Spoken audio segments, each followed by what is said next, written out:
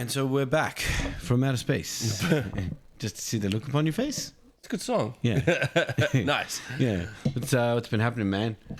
Besides recovering from your brother's wedding, not too much. Yeah, that was pretty wild. I was very hungover the next day. I would not expect anything less. Yeah, but I'm crushed my fucking speech, dude. Yeah. It was good. It was a good speech. You know it's good when everyone comes up to you and they go, you use ChatGPT. And I'm like, yeah, ChatGPT knew all the stories that I put in there. Okay. Sure.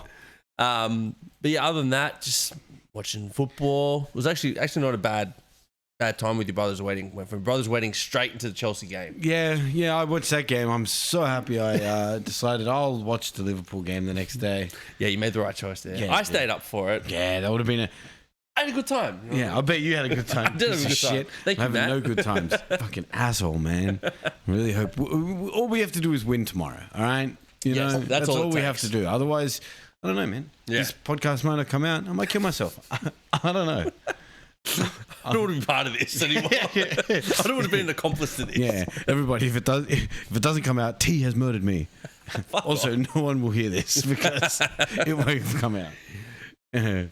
But we do have a bunch of news this week. Not as much as we had last week, but There's some good stories. we got some good shit. Yeah. We got some good shit going down. Because it's like almost a double-edged sword with a few kind of... we always end up in Spain with this news. Have you noticed that? Spain's great for news. Yeah. They love it. Oh, they're so involved. They're so dramatic. They are very dramatic. Yeah. But before we jump into Spain, France, they've appointed a new manager Yep. to take over. I mean, the champs. What a manager to get. Well, they're going from probably one of the greatest international managers of all time. Not only that, French legend. He was a French legend. Yep. Did he win the? He won the. He was in the. He won the Euro. He didn't win the World Cup though. He wasn't in that. Oh no, actually, I think he did win. I think it was the back end of his career. No, he did. He won both. There you go. Yeah. So he won as a player. He's won the World Cup as a manager, and now Zinedine Zidane is going to be taking over after him. After this next World Cup, he's going to be taking over in the French national team. Which, to be fair, everyone knew he was at some point going to take this team. Yeah. I think from his days when he was at Real Madrid, at some stage everybody knew he was going to be the French manager, and I think it's a good time now because Didier Deschamps has been there for. I think he was there in the 2014 World Cup, so it'd be like 12 years he's been there now. Yeah, but as well, he's made 2 World Cup finals, won 2 World Cup finals. Arguably should have won both if it wasn't for Martinez. True. In that Very save true. in extra time. Look, France have never really been super competitive in the Euros except for 2000 when they won. But he's always kept them competitive. They've won the Nations League as well, I think. Yeah, they have. Yeah.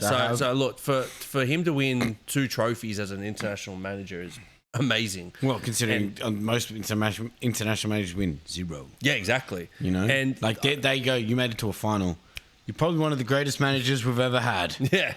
And I think his legacy will be the fact that he was able to draw from such a massive pool of talent over the years. France had, I think at one stage we're looking at, they could have put out 4 teams. Yeah, they had 3 teams where you're like, I think any one of those 3 teams could win. Exactly. And then they had a 4th team where it's like, they'd be pretty hard to beat. Yeah. For anyone that's in the top 5 would struggle to beat them. You know Correct, what I mean? yeah. Like maybe Germany, right, at the time might have been able to beat that 4th team easily, but that was about it. Yeah. It was, I think what he's done with the French football system is going to be his legacy.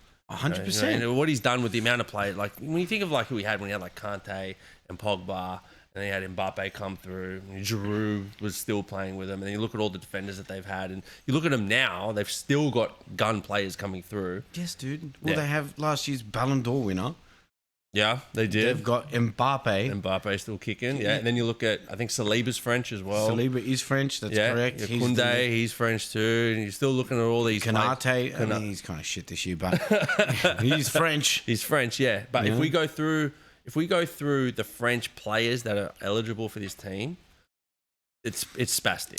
Yeah, it's actually one of those ones where it's just like, all right, we're hosting an open trial, and then just everyone turns up. You're like, damn, these guys are all ballers. Yeah. Can we take them all? No. Yeah, I can only take 23 of you, but we've got 50 of them here. We'll just make a French 2.0. Yeah, it's ridiculous. Yeah. So I mean, they're going to be one of the top favourites to win the World Cup. I think next year. as long as Mbappe's there, they will always be one of the favourites for the World Cup. Yeah, look, man, you got to distract him with a bunch of trannies or something. Jesus, man. He likes them, bro. What do you want me to do? He came out publicly. I don't know. Look, I'm just looking at their team that they put out, right? And this was a second-rate team. So they had Gusto played, Konate played, both Hernandez brothers played, right? You forgot about them. Then you got Turman Ulian, who plays for Juve, who's mad. Zaire Emery. Yeah. What about him? Well, And you got Doué as well. Well, he's injured, but He's another he'll one. probably miss the World Cup too, burning. Spewing. Nkuku made it. Ekitike. his Ekitike, French, yeah. And then up top was Mateta. I wonder if they'll take Ekitike to the World Cup. I think so. Well, I think he'd be good off the bench. He's good off the bench. Yeah. Then if you look at like their bench, they had Torvin, Cherky, Barcola. They had Mike Magnan, the AC Magnan, keeper, Upamecano, Koundé, Digne, Saliba, Kante, and Olise. Elise. Then you had Mbappe and Camavinga. And then you got Chouameni as well. Right. Yeah, it's retarded. Stacked, bro. It's retarded. It's stacked. And some of those players that I named weren't even on this fucking team. And a lot of those players now have actually been playing together for a number of years. They're not just debutants into the team. You go in there with a stacked bunch of juniors. Yeah. You're going in there with some like very camaraderie together. Well, yeah, and they've all won stuff now too. Yeah, 100%. So they all understand the big pressure games. Yeah, exactly. Bro, I don't understand how you beat them. And they've got a manager that's brought them up through all of these. What, this is to be his fourth World Cup? World Cup or third? 14, Third. No, fourth. As if he made it, I think he was in the 14 World Cup. 14, 18 where they won, 22 which they came second, and then this one. So that's four. So if it was 2014, I'm pretty sure. I can have a quick look right now. He joined the French team, bro, 2012 after the Euro. Oh, yes. They bowed out in the Euro and he became the manager after. So yeah, 4 World Cups. 4 World Cups. This will be his last one. Yep. Everyone's going to be playing double hard. And then if you're after putting that, money somewhere, putting France to win the entire thing is later in the year, good, after the Premier League's done, we'll be going through the World Cup.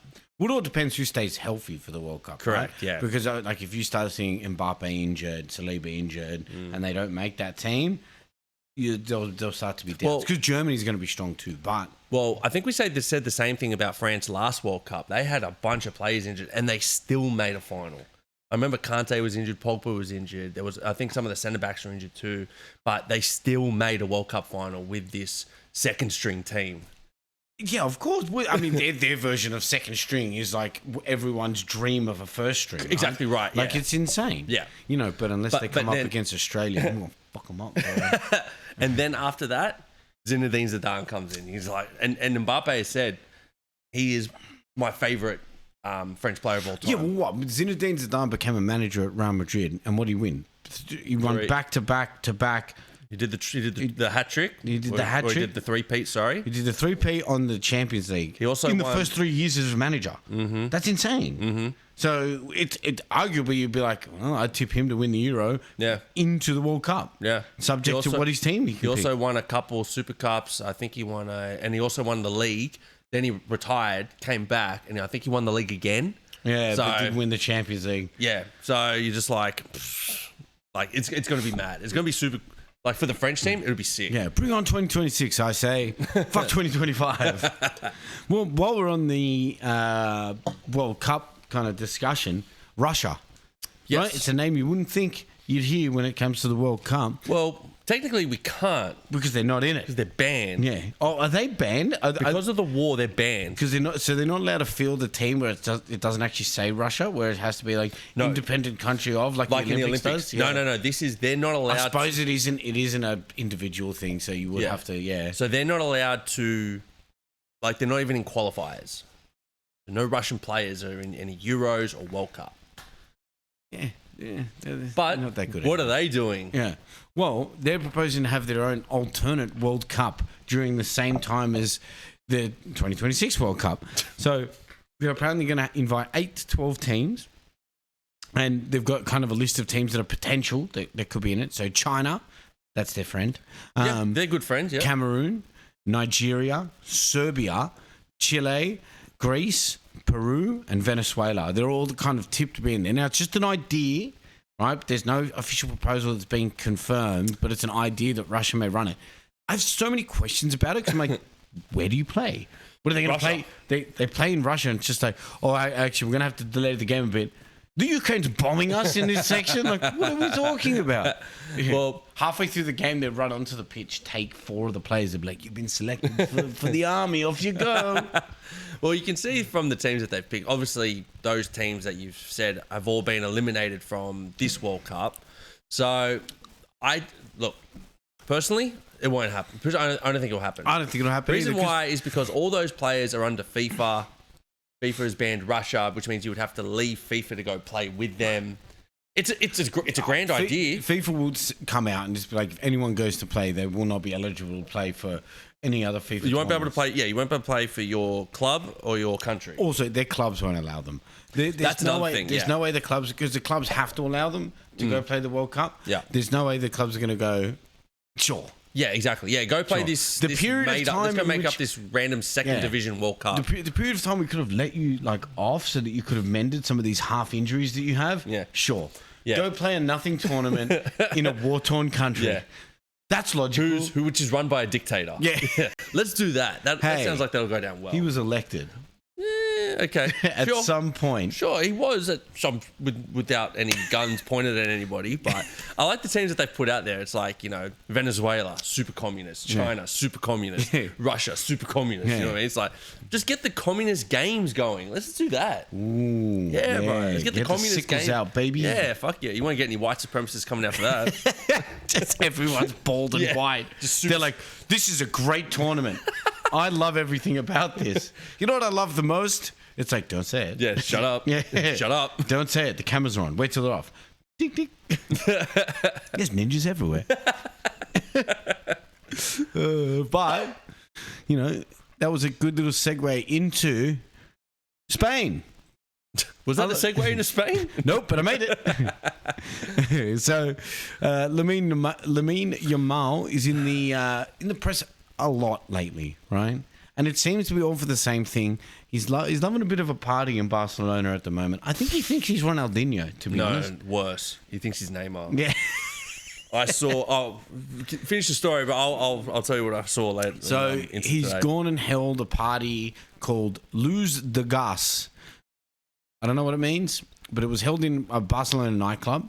Yep. So there was no phones allowed at the party at all. So all phones were taken away or put away or whatever they were. Yep. And he was obviously in a VIP section, partying with all of his boys, maybe. I don't know if he has friends. Maybe.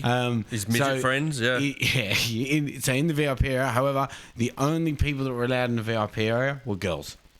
Which, I mean, to be fair, sounds like a good time to me. When we've had VIP areas, we don't let dudes in besides the boys. Yeah, that's true. You know what I mean? Like, I get that. I understand that. But, I mean, for a guy that's supposed to be, tipped to win Ballon d'Or and he's Young Player of the Year, he seems to be doing the wrong shit. Bro, there's been massive controversy with him this year. He has been such a little fuckwit all year. Dude, ever since he was nominated for Ballon d'Or. Oh man, he thinks he's a lot bigger than what he is because of obviously the media hype. And I think his PR team is really hyping him up too. Well, and I think the other point of it is and we'll get more into the Champions League next week after all the games are finished. But there's one that kind of just makes sense to talk about now is obviously the lead up to the Chelsea game. So they beat Atletico. Bilbao. Wasn't it Atletico? Oh, was it? Bro, it was Atletico. Oh, it was Athletic. Athletic Bilbao. Bro, they're like fucking 16th at the moment. So they beat them, 3-0? They beat them 4-0, even after Athletic got a red card too. Yeah. And then they came out and they said, how are you feeling about the Chelsea game coming up? And he comes out and goes, we've just played our big game. Yeah. Already. The guy goes, you got a big game on Tuesday. How do you feel about the Chelsea game? And he's like, we just played our big game. Tuesday's just another game. What the fuck? Are you insane? Yeah, I don't know if he believes this shit. Yeah. And then when we get into it next week, it ended pretty poorly for him, didn't it? But I can't wait for next week. Yeah. Look, next week is going to be a bit, depending on how Chelsea play against Arsenal, will be 50-50 for me. But at the moment, I'm on a fucking high, and I can't wait to talk about that little shit. But there was one thing that I did see about Lamine Yamal today, which was pretty funny. So I was like, that they had a video of him partying with Neymar. They're at a pool and they're having a good time or whatever. Yeah. And then the caption was positive. Lamine Yamal's idol is Neymar. Negative. Lamine Yamal's idol is Neymar. And you're going, Yeah. It's like, it's true because Neymar was touted to be like, he was the only player in like fucking ages to be in the top 10 Ballon d'Or who didn't play in Europe when he was at Santos. Massive hype on him for good reason. The guy was a freak. When he first came to Barcelona, he was also a freak. He was a freak. When he had that front three with Suarez, Neymar, Messi, Yeah.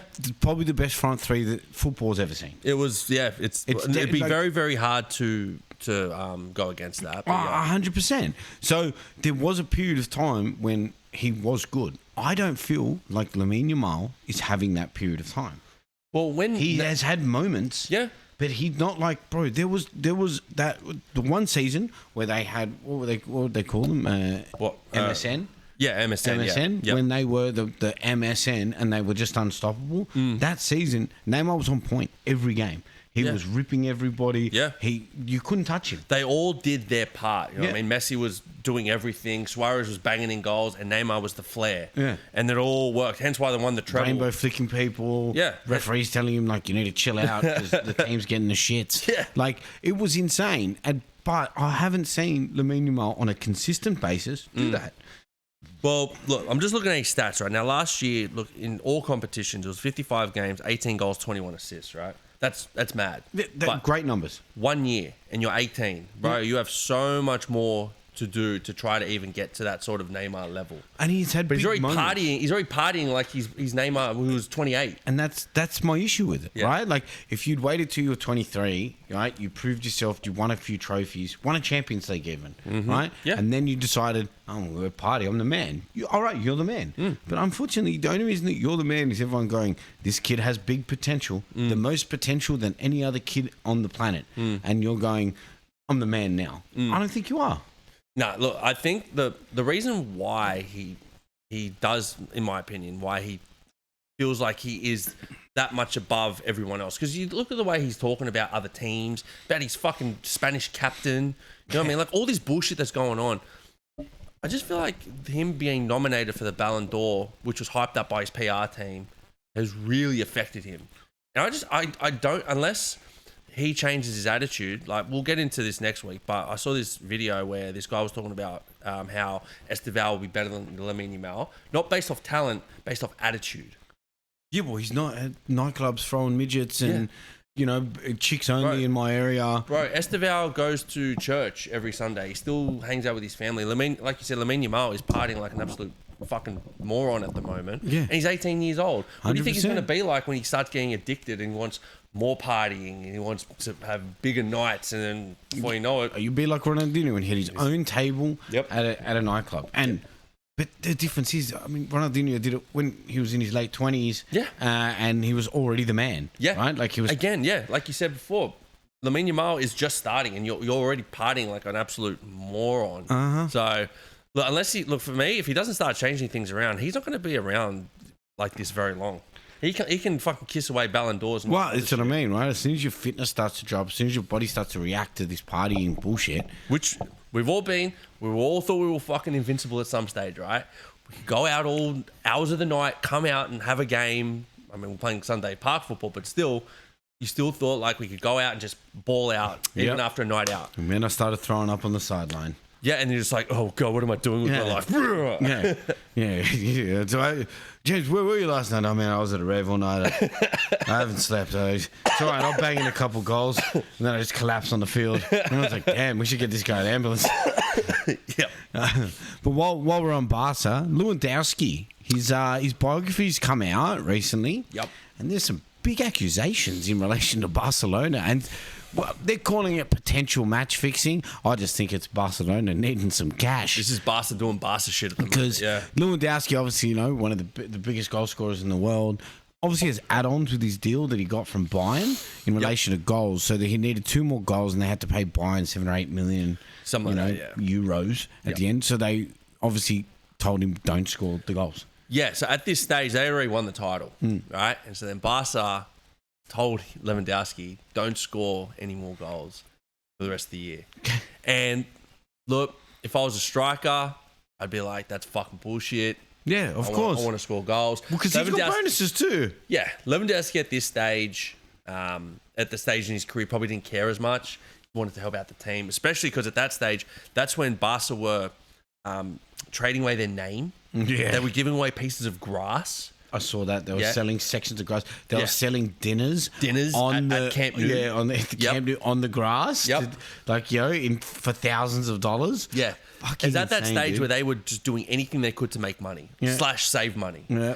So they did that. Now, this is on top of that is another one that I heard. So Rafinha, who went from Leeds, this is last year. Rafinha went from Leeds to Barca and had an absolute cracker season. We were saying if Barca win the Champions League, then Rafinha probably deserves the Ballon d'Or. The Ballon d'Or, 100%. Right? That's what we thought. But then obviously they pushed Yamal.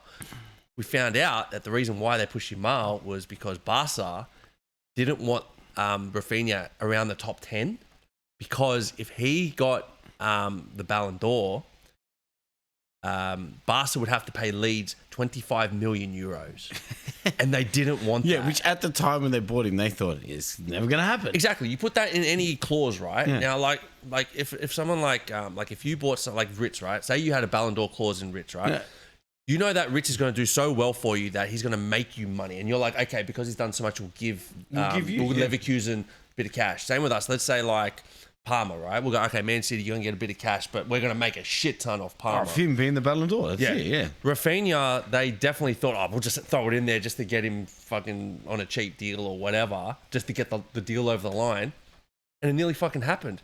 If they won, it should have happened. Yeah. I would love to see where Barca would be having to fork over 25 mil. They've had so many financial problems, especially over the last 5 years. It's bad. That's crazy. Like, even Messi, when Messi left, and no one thought Messi would ever leave Barcelona. Yeah. Right? And then they were just like, well, we can't afford to have Messi in our team. Bro, he wanted to take like a 90% pay cut, and they were like, we still can't afford to pay you. Yeah. And you're going, what the fuck? But then proceed like the very next window to go and buy like 3 players. And then they're like, you can't register them. Yeah, you can't register them. Every window, it's the same shit. They're like your junkie relative coming over. So just in $100 just for my rent. I've seen that before. It's fine.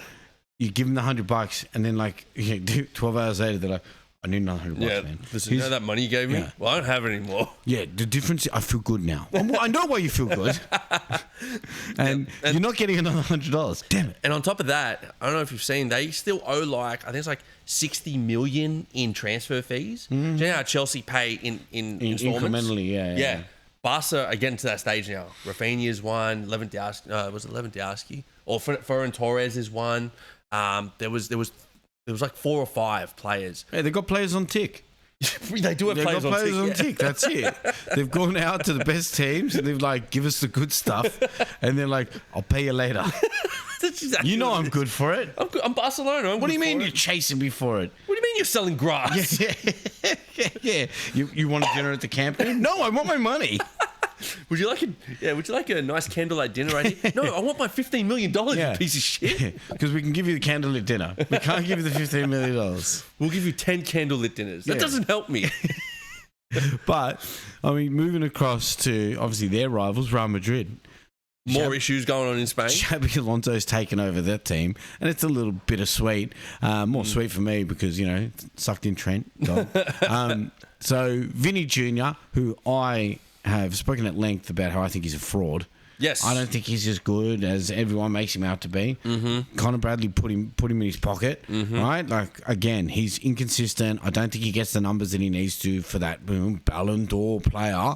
Yeah. Which he pushed for when they won the he complained about it publicly. He just said, I should have won the Ballon d'Or. That's crazy. Why? Yeah. Like, no one can figure it out. I'm like, you don't have the most goals. You don't have the most assists. Even if I combine them, you don't have the most of either.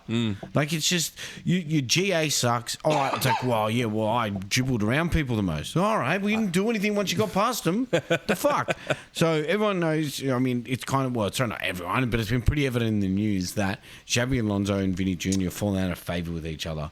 Right, so, it was huge. It was massively shown on worldwide TV when he got subbed in the Clasico. Yeah. He got subbed off and he pretty much told Xavi to fuck off, went into the dressing room, came back out in his thongs. Yeah. You're like, okay, so you're being a dick. Yeah, you've been a child. Yeah, being a child. That's exactly what you are. You're chucking a tantrum because your manager said something. You think you're bigger than the team and the club and the manager. Bro, you look at that team, and Vinny wouldn't even be in my top 5. Oh, in that team. No chance. Jude Bellingham's before. Jude, Mbappe, Courtois, Militao, and Carvajal. There you go. There's Dude, just off the top of my head. That Mascherano, that new Argentinian guy they Valverde. got. I think Valverde's more valuable than Vinny. 100%. You know what I mean? Well, because Valverde, he goes, I'm kind of an attacking mid. They go, we need a right back. Done. Yeah. You know what I mean? No complaints. Same. Look, Camavinga's the same. Yeah. We need you to play on the wing. Okay. I need you to play centre back. Okay. Yeah. Can you play Cam? Okay. I think Rudiger's more important than that. Rudiger's way more important. Yeah. Rudiger does so much for that I feel like team. you could replace Vinny Jr. A lot of those other players are too hard to replace or are costly to replace, right? Yeah. Vinny Jr., I think you could take some of the young kids that they've got there and put them out there. I think you could put Arda Güler out there. Güler plays on the other side, yeah. And I think you could Güler keep could be Rodrigo and get rid of Vinny. 100%. Yeah. I think Rodrigo's more effective. Rodrigo is more about the team, and you can see because he was kept on the bench for a lot of the games at the start of the season, And he stayed. Now he's starting to get a bit of game time, and you can see, it's, you know. Well, remember at the start of the season, every Arsenal fan thought they were getting Rodrigo. Mm-hmm. They go, we're getting Rodrigo. I'm like, you're not getting fucking Rodrigo. Chill the fuck out. That guy's like in his prime. He's not leaving. He'll sit there and fight for his fucking spot. Real Madrid know what they're doing. We'll just call it that. There's a reason why they're so successful. But the rumours are now circulating further to say that Vinny Jr. has gone to the Real Madrid board and the powers to be and given them an ultimatum to say it's either Xabi Alonso or me. Mate, if I'm sitting there, from my perspective, that's an easy decision. I'm sticking with Xabi. Yeah, you go with Xabi all day. Yeah, because I'm like, well, I can make money off you. Not just money, bro. If he goes to Saudi, they can make like 200 million. Yeah, 100%. You know what they could do with that 200 million? Yeah. Real Madrid will know exactly what They to do could with buy that money. 3 junior Vinnies and see what happens. Yeah. You know what I mean? Exactly. Surely one of them is good. Yeah, one of them will go, yep, you're the one. You Yeah. can overtake Vinny Jr. No Or problem. they could burn you and go for Estefan, bro. They could try. I don't think it'll happen. Big money, bro. The Americans like money, dog. They do. They do. I don't see it happening for a long while. But look, Vinny Jr., look, he's got beef with Xabi Alonso. I don't know why. He plays him. He plays him every game. I think it's because, look, he came from having Ancelotti as his manager, right? Ancelotti is probably the best man manager, for me, the best manager we've ever seen. But it's because he was so good at man managing too. Yeah. Right? And I think, obviously... He fed the egos of the players that he needed to feed. He did it right as well. You know what I mean? He towed that line of not being like too showing too much favoritism to one player. He towed the line with all of them, but he was fair. But he was able to be like a father figure. Yeah. Whereas Xabi Alonso is obviously like 40 something, right? So he's totally different to, and obviously he does. Also, Xabi Alonso is a legend for Real Madrid. Oh, it's crazy, bro. It's crazy bro. the disrespect that he's getting at the club, where it's just like, dude, like he's won all the trophies with Real Madrid during his playing time there. Yeah, he's then obviously gone and had a great managerial career with Leverkusen, to like crazy levels of play with Leverkusen. Now he's come across here and he gets this big disrespect from a player that Vinny really hasn't won everything. He has. Well, sorry. He's won the Champions League. He's won the league. Yeah, I don't know if they've won the Copa del. Yeah, I don't know if he's on the Copa del Rey. Okay, well, that's probably the smallest of all those trophies. He's having a whinge of what's happening at Real Madrid, bro. He's not even going to be the starter at Brazil. He's going to get overtaken to Brazil. Which is crazy. He's not the captain of Brazil, which is insane. If you're a player at the level that he goes and puts himself out in the media to be, you should be the captain. You should be leading the team. Neymar was the captain. Neymar was the captain, yeah. Neymar was the captain and he was a fuckwit. So you're a bigger fuckwit than what Neymar was. Yeah, he's getting to that stage. But look, realistically, if he was to leave, where would he go? Realistically. Saudi Arabia, I think, is the only them or PSG. He's not going to play in England. No chance he's playing in England. I don't think any... There's no way. He would die in England. The only team that I could see putting in big money is obviously City. I don't see Arsenal, Chelsea... Chelsea won't do it because he's too old. He's only 24. You know, he's too old for us. Yeah. I don't think you're above our average age. Gross. Yeah, exactly. Yeah, dude, you guys are the Leonardo DiCaprio of the football world. I'm cool with that. Greatest actor ever, bro. You guys might, but you'd have to sell. we wouldn't. You'd have to sell a lot of players to. We'd have to sell team. Gakpo, hopefully get big money for Salah from Saudi. Probably a midfielder too. Probably even have to sell Ekitike or fucking Ishak. Yeah, you'd have to sell a lot of players to because they're going to want 200 million for him. You know what I mean? Easy 200 million. I'm like, I don't think he's worth 200 million. No, I don't, because he's not going to get you 20 goals. Right? He might he might get you 20 goals and assists. Maybe 30. I can say 25, 30. I can say that. Goals and assists. Across all competitions. Mm-hmm. England's... It's not worth 200 million. Especially going from Spain to England. England's a lot tougher. It's a lot quicker. Yeah, the climate sucks. He'll complain. He'll complain. He'll whinge about it. He'll complain the entire time. People will put big tackles on him. He'll whinge. He'll get injured. Yeah. Fuck that, dude. So, look, the only teams I could really see, obviously, are the Saudi clubs and the other Arab clubs. Unless Real Madrid, Barcelona go for him, but they got no money. Bro, they can't even afford Vinny Jr.'s boots, bro. Yeah, that's a lot of dinners on the Camp Nou, bro. Yeah, bro. It's a lot of dinners in Camp Nou. All right, let's go into the Premier League stuff, and then we'll jump into the game. So, I don't think we've raised this at all, but there was a vote put to the Premier League clubs, and they were really tossing about doing a salary cap. Yeah. Which, I mean, me personally, I'm against it. I'm like, I want to see big money. I think if you want to compete with the other leagues, like the Premier League, you want your teams to be winning Champions League, winning Europe, right? Yeah. And if you're restricting your teams, whereas you've got Spain and Italy and Germany and PSG just blowing cash however they want, you're restricting the teams. I think it only benefits the bottom 5 teams. Yes. Right? Because everyone else from there. But also, they're making huge money off TV rights on the basis they're bringing in these big players, right? Yeah, that's right. So it hurts the bottom 5 teams as well, because if you're able to go and be competitive and stay up, man, that 180-odd million that they're going to get for staying up, that's insane money. That's great money. Some of those clubs, like, what was it, Bournemouth, when they first came in? Yeah. Like, the most that they made in a season was like 9 million or something. Then that season they made 180 million. They're like, oh. Yeah, the owner was like, this is mad. Yeah, it's his best investment. He's a real estate investor, and that's his best investment. And now look at them. They've been in the Premier League for over 10 years now. Yeah, and they're about to make some big money on Semenyo too. So they're cheering. But they put a vote to all the Premier League clubs to whether or not to implement a salary cap. Surprise, surprise, they got rejected on a 12-7 basis. So what remains now is it's the same rules, so the financial fair play rules. So across 3 seasons, the clubs are only allowed to lose a maximum of no more than 150. Jesus Christ. That was loud. Oh, that was a good one. Damn. Well, damn it. Now it says you'll walk alone. No. Damn it. You'll never walk alone. Yeah. So it remains the same. We will see the Premier League carrying on under the same principles. This is a lot better than salary caps. You got to work off your losses. It encourages the clubs to start increasing their revenue. Yeah, right. You got to find a way to increase revenue. Yeah, whether it's selling players or sponsorships or whatever you got to do.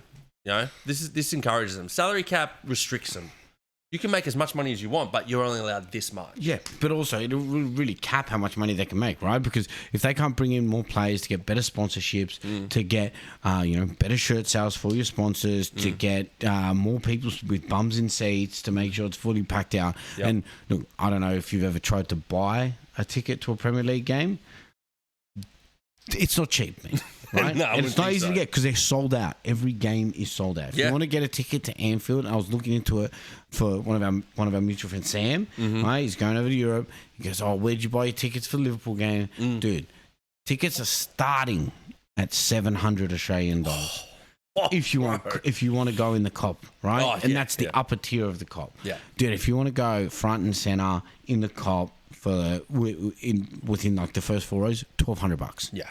No problem, right? For like that, obviously there might be another game where it's like versing Wolves or something. You'll pay $500, but for the top. For the second tier cop. Yeah, right. Okay. You might not even be able to get a game for that. And again, that's just buying somebody's season ticket for the day. Yeah, that's what it is. So. Like that's the level that of revenue that people can make. So if you're a season ticket holder, you sell your ticket to 2 games of the season, it's free. Yeah, your season ticket is free. Yeah, good to that. Because again, you can't get season tickets. Yeah, because there's so many people that want to watch it. So if you restrict that, I don't see it being beneficial to the league. So we continue on as it is, and we'll be happy. Yeah, good. Now let's jump into Match day 11. Match day 11? 12. 12. 12. Match day 12. Say 12, yeah. It's written right there. It is written right in front of me. There you go. Look, we both got 4, so... Both got 4. You remain 4 points ahead of me from that goddamn week. You got 8, you bastard. It was last week, yeah. But let's start with the Chelsea game. Well, it's actually the first 2 games are going to be your game and my game. Yeah, nice. Straight no one's going to be much happier. Let's start off with a good note. So, look, we both picked Chelsea. Look, to be fair, this was a straightforward game. And I actually think it was a lot easier than what I thought it was going to be. We were dominant, not dominant in the first half. So I think we were expecting Burnley to start with a back 5, but they started with a back 4. And so they had more men in the midfield, and they kind of restricted. I think that was a mistake for them. I think because when they had the back 5, they became a fortress, right? They had a lot of nil or draws. Yeah. And I think they probably should have taken that approach with you guys. You guys are probably not that disadvantaged at scoring goals at the moment. From what I saw, right, so what they did is they had the 4, but then it was like a 4-3-3. So their 3 attackers were restricting our defenders from passing into the mids, right? Mm-hmm. And they did a really good job of that for the first half or the first 30 minutes or so. And then, we couldn't really get into a rhythm. Once we figured out that they had a back 4, we changed our system, which is one thing I love about Maresca. He's very good at tactics.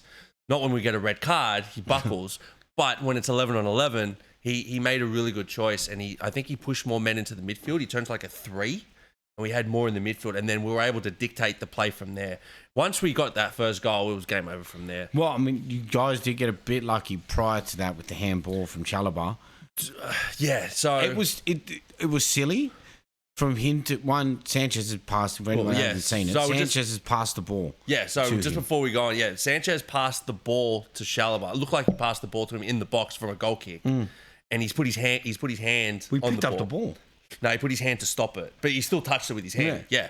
And then everyone, like the Burnley fans, have blown up, going, "Oh, handball!" And we've seen it given before. Tyrone Mings, right? Now, I'm glad he didn't. Michael Owens came out and said he couldn't do it, couldn't give a penalty because he wouldn't have the balls to do it. And I wouldn't be able to go, it's a penalty because we know what they're doing, but it's still not right. For me, way too risky. Bro, don't put your hand on the ball. Oh, 100%. Use your feet. If Sanchez is going to give Chalobah the ball, he pick it up and give it to him. Yeah. Don't pass it because that's a goal kick. Yeah, that's correct. a goal kick. That's exactly what he's done. He stopped the ball. He's passed it to him. The ball's not rolling. Yeah, he didn't throw it. He didn't throw it and then go box. For me, if they gave the penalty, I don't think there's much argument to it. Bro, I would mean it's super annoying. Yeah, it's super dumb. Super annoying, super dumb if something like that happens. And like we said, we've seen it in the Villa game in the Champions League last year. And they do give it. So to do something that risky, it's just... Especially when VAR could have stepped in. Yeah, 100%. But look, after that, there wasn't, like I said, wasn't any real chance until the 30th minute. Neto gets another goal. It was a nice... I will give it to this. And I've been half on the fence with Gittins. I'm like, he has some moments. He's good. Yep. But the assist that he gave to Neto was a beautiful assist. Yeah, it was on the money. Yeah, 100%. Back post, perfect. Yeah. Look, Gittins is young. He's only 20. Still working his way. It's hard to really see how he's going because he's always in and out. Right, he's not a full-time starter like Neto or like Pedro. He's not going to because it's Garnacho that's probably the full-time starter. Garnacho's probably our starting left winger until Palmer comes back. Then we don't know how they're going to change the team, or if Estevao starts, we don't know. But that was great assist by Gittins. And then look, we pressed from there. Neto hit the post in the 63rd minute. 80th minute though, Burnley pushed. They pushed. They held out for as long as they could, and then they pushed. They got a couple set pieces, corners, which one of them, Badiashile, tried to wrestle. That was crazy. So there's probably two aspects to it. One, so he does wrestle him and pushes him outside of the. Bro, he pushed him like he was outside the field. He pushed him like he was a guard in the NFL. Yeah. He's just like, it's like, bro, what are you doing? So they stopped the game. He gets a yellow for it. Mm-hmm. Now the complaints that have come in afterwards are like, well, he already took the free kick before he took the corner before you blew the whistle, meaning the ball's in play. Yeah. You've then given him a yellow card, meaning it's a foul. So why is it not a penalty? So I think what's happened is the ref has said he blew the whistle before the kick, or he noticed it before the kick, and that's why they've gone back afterwards. They'll be like, no, the ball's literally in play as you've blown the whistle, meaning it should be a foul. And then the flip side to it is that they've gone to do the corner again. I'm pretty sure just does the exact same thing. Yeah. He just does the exact same thing to him, and then there's no foul. Right, he was really pushing it in that game. He's your worst defender. Centre back? Or, probably defender in general, eh? Yeah. Yeah. I've always thought he was shaky. There was big hype on him because he was like 6'4" or 6'3". It's a big body. He can play. He knows how to pass the ball, right? But just mentally, he's just not up there with like Chalobah. He's not a professional. Not like Chalobah or Fofana or Even Colwill. Tossin. Tossin's the level head of the team, yeah. But look, 88th minute, Enzo gets the final goal. Yeah, great run by Mark Guy. That was a good cutback too. Yeah, he outmuscled the centre back and then cut it back for Enzo. So, look, straightforward game. Few controversial moments, but all in all, very happy with the way we played. Well, we had our game. Yeah, so look, we're going to go the opposite with that one. Yeah, definitely not happy how we played. No, look, we both picked Liverpool in that one, but, bro... Fucking shocking, dude. Lead the way. Oh, I mean, far out. We might have to skip over the rest of the games with this rant. Dude, it was totally shocking. So we had all of our chances came in the first half, and they were all half chances. Yep. They were fucking shit, man. They were all shots from outside the box, eh? No, so we had about 3 inside the box. McAllister had 1 inside the box. Gakpo had 1 inside the box. And then there was one other, maybe Dominic inside the box. Yeah, I think it was Sob Sly. Dominic, I think it was, yeah. So those shit guys, and look, to give the defense, and this is something that I'm going. Salah. I think it was Salah. Yeah, he ripped a couple players in the box. He did rip it, and then he tried to shoot. Yeah. The problem is that like, all right, I get it. Like, Slot keeps coming out and going, oh, the low blocks there. It's hard to, we're creating chances, and it's hard to break through when it's a low block and blah blah. I'm like, yeah, cool, but you should be good enough to change our tactics to adopt what they're doing. Okay, like you can't just sit there and be like, no, well they got in the way. It's like, oh, so we just lose then? Yeah, like, is that your solution? Your solution is just to lose? Yeah. Because then we see it. Obviously, they go down the opposite end, lazy defending on a corner, and Murillo gets the first goal. Yep. Obviously, there's complaints that have now come around going, well, we copped an offside for the exact same goal the week before against Man City. Someone in front of the keeper. Someone in front of the keeper, right? Yep. He's on the edge of the 6-yard box. The ball goes straight past him where it's at, goes in. They come out and they said, oh, he didn't obstruct Alisson's view. Obviously, we're going to sit there and say, well, we're hard done by. You chipped us last week for that exact same thing. Yeah. Whether or not we would have won last week, no. Yeah. But it's more that... Fuck VAR for doing this. Well, then you want some consistency, right? Yeah, of course. If you're going to say it's offside one week, make sure it's offside the next. Yeah, that's it. Yeah, that's all you want is consistency. 100%. Then apparently we got some retribution there because Igor goes and scores a second before the half. Yes, they call it handball. It's not a handball. Didn't hit his hand at all. Yeah. Right? So that goal should have stood. So that's apparently, that's what everyone's been saying. They were going, oh, well, that one, shouldn't have counted. It's the trade-off, right? But they got rid of this one. It's like, no, I don't want the opening goal. That's the worst one. You want the calls to be right. But the problem is, it's just that we're not setting up right, okay? And I think I complained to you on a massive rant over the phone. I timed that rant. Yeah. Bro, it was like 45 minutes. It was 45 minutes. I'm not going to get into it again. We spoke for 5. You ranted for 45. And we finished off for 10 minutes. We had an hour-long conversation, and 3/4 of it was you complaining about the game. No, because it's ridiculous. Because Slot keeps coming out, and he plays the same fucking team every week. It's the same formation. He just changes where the players are playing. It's like 1 minute Dominic's on the right back, and then the next minute he's playing in the midfield. It's like, cool. That's great. He's going to give you the same energy in either position. Yeah. But the problem that he has, he just keeps rolling out this same team. And I keep saying it again and again. I want to see us play a 4-4-2 with a diamond in the midfield. I think that's the perfect way to play. We have 4 at the back. It's going to be Kanate, Virgil.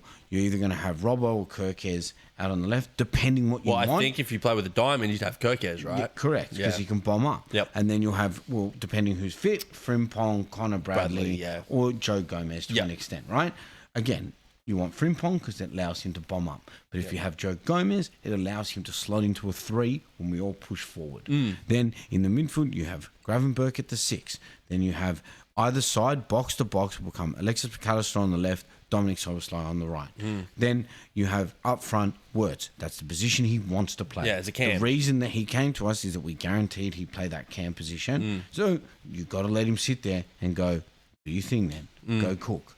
Then we have 2 up front. We've got a plethora of choices up front. So many options up front. You can have Ishak up there as an out and out. You can have Ekatike. Ekatike likes dropping in and getting the ball. You can leave your Shaq up there.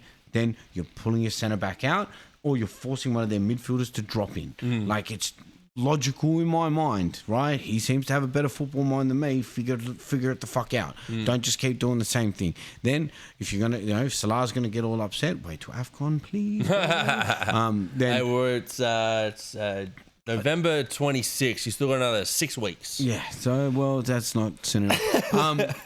But then you can also have Gakpo can play through the middle. It's not his ideal position, but you can have him shifting off to the left if he wants to be out on the left to collect the ball, right? But it doesn't get this bullshit. And we did it in this game where he gets the ball and he goes left and then he goes right. So just like umbrella around. It's all he's doing. And there's no breakdown. There's no runs going through.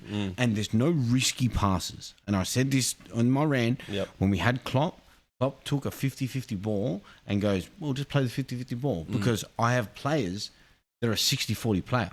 So if it is a 50-50, they make it a 60-40 because of the quality, speed, and athleticism they have.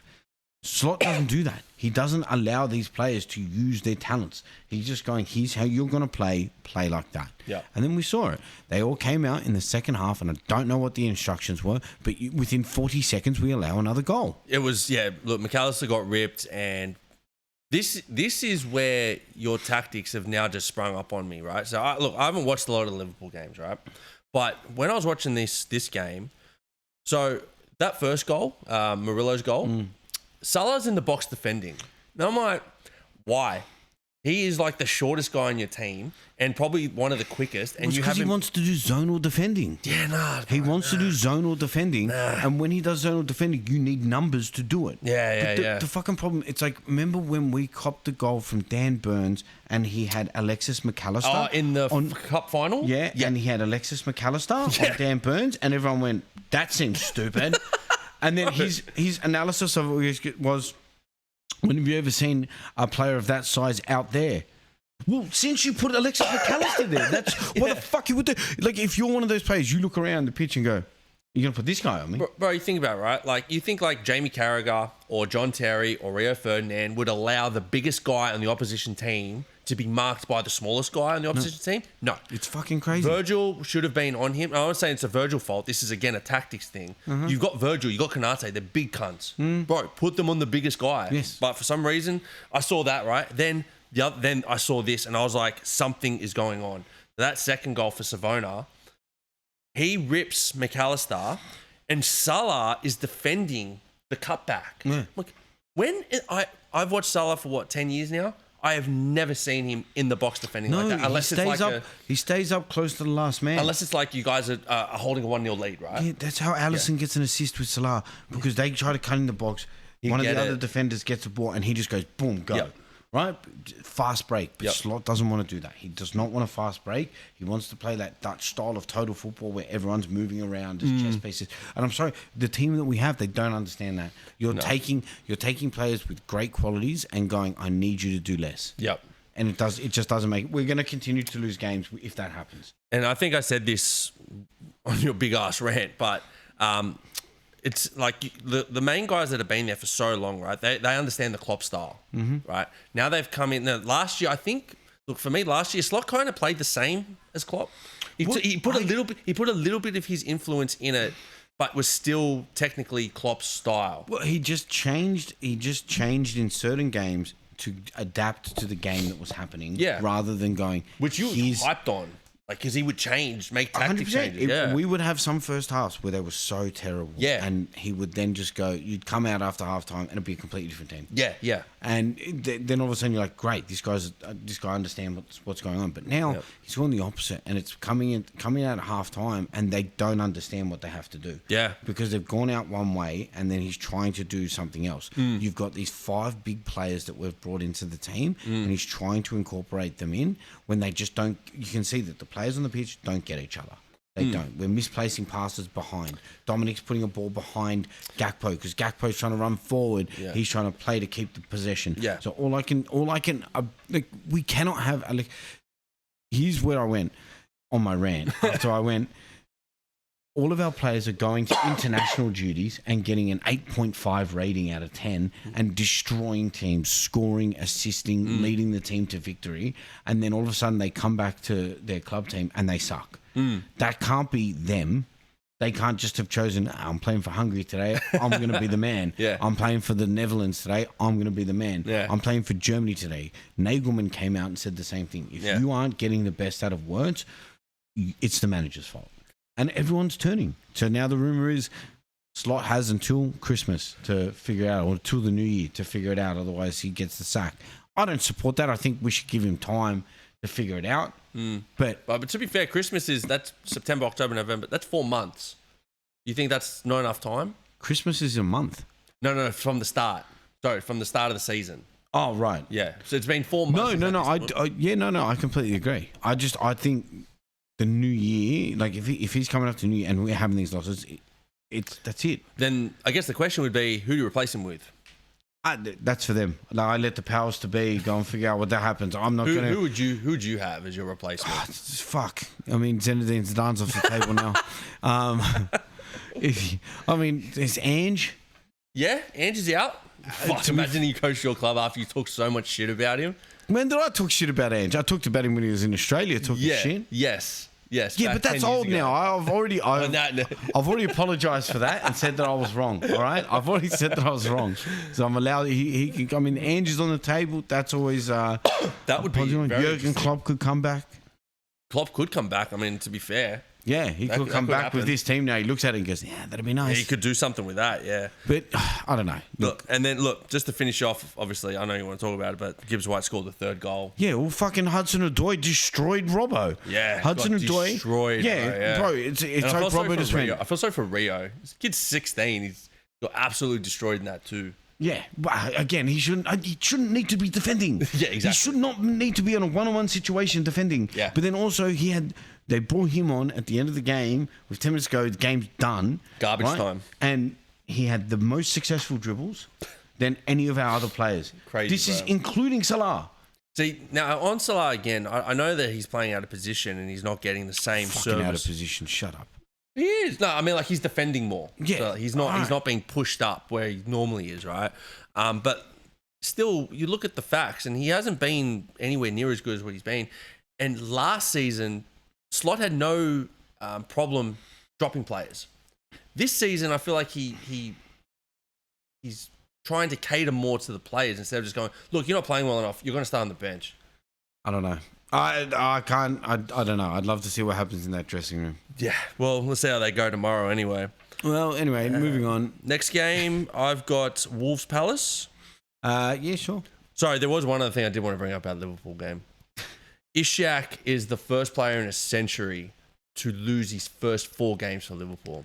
Yeah, listen, he's not playing great, man. He's not fit. But he's not fit and doesn't get service. No.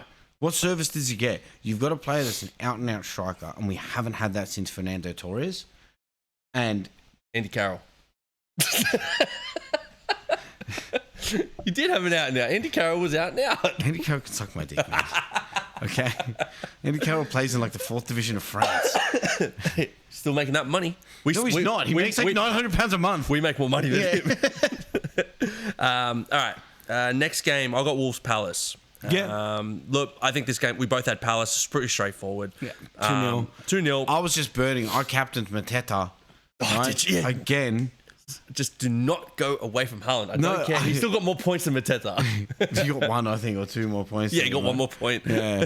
But, bro, he had a one-on-one and he full fucking missed it. Oh, full shanked the shit out of it, too. Dude, I was so annoyed by that. Doing? I know, so annoyed by that. But, look, Wolves' new coach, first game, he's actually a former manager. Rob Edwards played for Wolves back in the day. So it was good to see them come back. But, I mean... Bro, Palace are just Palace, bro. They're so good. They are set up so well. But, yeah, look, Mateta misses his one-on-one. 0-0 at half-time, so Wolves probably feeling pretty good. But then, yeah, Munoz gets a 63rd minute goal. It was a deflection. Did you see, like, the keeper was diving one way and then it just ended up popped up from Munoz and just super open goal. Nice. Like, yeah, he's like hectic bang. And then Pino gets his goal in the 70th minute. Wolves tried to play it out and just didn't work. And it was a pretty nice goal, actually. Pino's one. Yeah, no, look, I mean, Palace play nice football. Palace do play nice football. They all know their role. They're all set up in it. Like, they all know what to do. Yeah, they're all set up. They're set up so well, bro. Pretty much, yeah. Next game, I got Fulham Sunderland. Now, I had a draw on this one. You had Sunderland. We were both wrong. Yeah. Look, Fulham were probably the better team. I think Harry Wilson had a great game. He did have a really Harry good Wilson's game, probably one of their best players, I think, and he's most consistent too. Every time they put him on, he's a threat at goal. I think he had probably 3 chances where he probably should have bagged one of them at least. One, yeah. Look, first half was pretty much all Fulham. Second half, Sunderland nearly scored, and it would have been a goalkeeper assist. Yeah. So what's his fucking name though? Whatever his name is. Yeah, he nearly got an assist, and if you had him in your fantasy team, you'd be fucking cheering because you would like getting an assist for a goalkeeper, cracker. Yeah, great. But then Jimenez gets the winning goal in the 84th minute. I will say though, the Sunderland keeper did fuck up. He kind of got stuck in between coming out and he went to calm and then he stopped. Yeah. And it's just like that is Ruffles. That's his name. I think it's Ruffles. Roifs or something. Roifs or some shit. Yeah. So he went to calm, stopped, stutter stepped, went back, and then you're just inviting any direction that he puts. You can't dive now, right? As soon as you do that, you're stuck in no man's land. You can't dive. That's it. You're stuck. He should have just committed to coming out to it and just went to the ball, tried to punch it. Yeah. And then Jimenez gets shoulda, woulda, coulda. I'm telling you. I'm spewing about that because I'm telling you, one of the highest point scoring goalkeepers in the Premier League this year had to do his job. All right. And spewing because I had a draw in that for that one, but I think the biggest part was the mini brawl after the game. Yeah, I saw that. It was one of the coaches. Guess who's in the middle? Xhaka. Piece of shit. But it started with one of the coaches. Yes. One of the coaches started. The coaching staff was full involved in it. Yeah, dude. They had to grab the coaching staff and drag him away. Yeah. And I'm like, chill out, dude. Not a player, man. It's probably one of the physios, bro. They seem to always be getting in trouble. They're all jacked up on physio shit. except for the Chelsea one, there was that hot chick. That hot chick, yeah. And then they sacked her because she was too hot. She got sacked because Jose didn't like her, but she was pretty hot. Yeah. Next game, I got Bournemouth, West Ham. Now, look, we both picked Bournemouth in that one. West Ham go out to a 2-0 lead. Yeah, that was crazy. I thought it was, look, we both picked Bournemouth. Probably shouldn't have, given that there was no Semenyo. Yeah, which we didn't really know until game time. But we still could have changed our tip. That was the night of your brother's wedding. Yeah, fuck that. Yeah, dude. I wasn't worried about tipping at that stage. I was 12 beers deep by that stage. But look, Callum Wilson gets his first goal in the 12th minute. Petrovic definitely should have gotten that, but yeah, I think it was terrible. It was pissing down. It's terrible weather, bro. Most of these games on this night was pissing down rain. Yeah, it was terrible. So look, you can kind of blame him for it, but the weather was fucking dog shit. Then Wilson gets his second goal in the 35th minute. Bro, he's turn and shoot. I've tipped this as one of my goal of the week contenders. I have also tipped this for one of my goals of the week. I think I've got 2 contenders for this week. I think at the end we'll discuss and see which one we think wins it. But I don't know. It's a hard goal, man. Especially his age. Takes it on the chest and just turns and bang and puts it in. Yeah. And look, Wilson's now got a few goals. I think he's got 3 and 2. Yeah, so double against your old club's not bad. Yeah, exactly. And I wonder if, when West Ham gets a nice run, he might be a good player to put in. He's cheap too. He is cheap as well, yeah. Then Tavernier gets a penalty in the 69th minute after the handball. That's such a dumb handball, dude. He just goes like that. Do you remember that meme where it was a guy doing the knee slide and then he just kept sliding like through the car park and shit like that? That's what it was, dude. He's like slid. You see his face like, oh crap. Yeah. And he's just like, Like, why'd you do that for? And then Evan Nilsson's just gone, yeah, bro, come on. Yeah, we handball giving all this? day. Yeah. Tavernier gets the pen. Now, look, there was an equaliser in the 81st minute, but I do want to bring up Areola's save. It was a one-on-one from Krupi. Oh, dude. Bro, he just stuck a hand out and bang. Bro, Krupi, he's another one that could go into anyone's team. Yeah. He's cheap. He starts and he gets always- himself in a position to score. That's it, yeah. But, yeah, that save by Areola. Whoa, bro. He came out, but again, there was that one. He committed to coming out to the ball. Got it. Now, unfortunately, 3 minutes later, Unal scores. Unal, yeah. First touch of the game. Gets a goal. Yeah. Hey, after coming back from injury, he's been injured for ages. Injured. Yeah. So look, it finishes 2-2. Next game, I've got Brighton Brentford. Now, I picked the draw. Actually, we both picked the draw, and should have got it. We should have got this one. Yeah. And I'm double burning as well, which I will get into. But look, Thiago gets a pen in the 29th minute. Buries it. Literally the only highlight of the first half. That was it. Yeah. Right? It was boring. Welbeck. Well, Welbeck did have a big miss in the first half. Did he? I missed that. Yeah, he had a big miss where it was just like he had a chance to just hit it from inside the box and put it over. Oh, really? Yeah. Well, he made up for that in the 71st minute. Great finish too. Great cross by Minter. Minter put in a wicked cross and he got on the end of it. Minter's another one that's a dark horse to get into a team. Minter Cash knows all about this. Yeah, Minter's Cash is all over Minter actually. But you can start to see he's starting to get into some fantasy teams. So not a bad time to bring him in. And then I can't, but I did that last season. What, Minter? Yeah, he did the same thing. I brought him in and like 10 games he sat in my team and he did fucking nothing. And then as soon as I took him out, he's like double. You got mad. Fuck you, dude. You got mad PTSD over there, dude. I go to put him in my team, I start sweating and shit. And then Hinchelwood scores the winner in the 84th minute, but shouldn't have been because who was Thiago. it? No, not Thiago. No, who's the one? Sade.